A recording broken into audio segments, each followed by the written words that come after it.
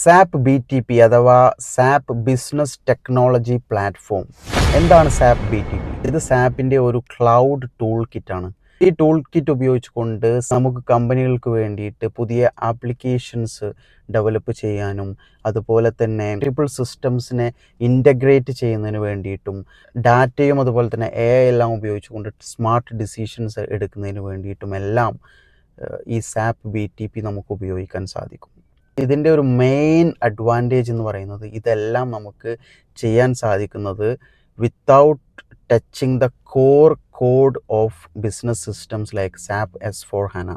അതായത് core code touch ചെയ്യാതെ നമുക്ക് സൈഡ് ബൈ സൈഡിൽ നിന്നുകൊണ്ട് പുതിയ ഫങ്ഷനാലിറ്റീസ് ആപ്ലിക്കേഷൻസ് എല്ലാം ആഡ് ചെയ്യാൻ സാധിക്കുമെന്നുള്ളതാണ്.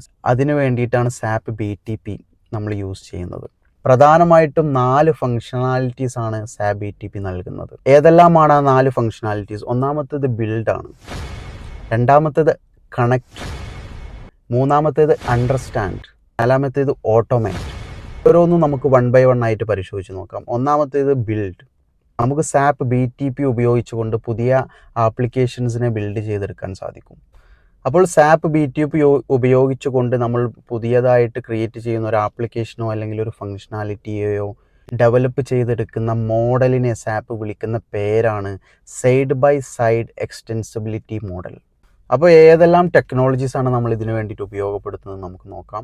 Sap Fiori UI5, cloud application programming model അഥവാ CAP, സാപ്പ് ബിൽഡ് ആപ്സ്, അതുപോലെ തന്നെ അബാബ് എൻവിറോൺമെൻറ്റ്. ഏതെല്ലാമാണ് BTP ഉപയോഗിച്ചുകൊണ്ട് നമ്മൾ പുതിയ ആപ്ലിക്കേഷൻസ് ഡെവലപ്പ് ചെയ്യുന്നതിന് വേണ്ടിയുള്ള ടെക്നോളജീസ് നമ്മൾ ഉപയോഗപ്പെടുത്തേണ്ടത്. രണ്ടാമത്തെ ഫങ്ഷനാലിറ്റിയാണ് കണക്ട്. നമുക്കറിയാം കമ്പനികളിൽ പല ബിസിനസ് ആപ്ലിക്കേഷൻസുകളുണ്ടാവും. സാപ്പിൻ്റെ തന്നെ സാപ്പ് S/4HANA യൂസ് ചെയ്യുന്നുണ്ടാവും, അതുപോലെ തന്നെ സാപ്പ് സക്സസ് ഫാക്ടേഴ്സ് യൂസ് ചെയ്യുന്നുണ്ടാവും, അതുപോലെ തന്നെ നോൺ സാപ്പ് ആപ്ലിക്കേഷൻസുകൾ, നോൺ സാപ്പ് സോഫ്റ്റ്വെയറുകളായിട്ടുള്ള ഫോർ എക്സാമ്പിൾ സെയിൽസ് ഫോഴ്സ് അല്ലെങ്കിൽ ബാങ്കിങ് ആപ്ലിക്കേഷൻസ്.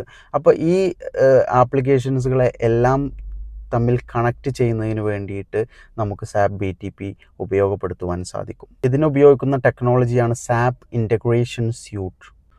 മൂന്നാമത്തെ സാപ്പ് BTP ഫീച്ചറായിട്ടുള്ള അണ്ടർസ്റ്റാൻഡ് എന്താണെന്ന് നമുക്ക് നോക്കാം. സ്കാറ്റേർഡ് ആയിട്ടുള്ള ഡാറ്റ കണക്റ്റ് ചെയ്തുകൊണ്ട് സ്മാർട്ട് ഡിസിഷൻസ് എടുക്കുന്നതിന് വേണ്ടിയിട്ട് ഇത് സപ്പോർട്ട് ചെയ്യുന്നു എന്നുള്ളതാണ്.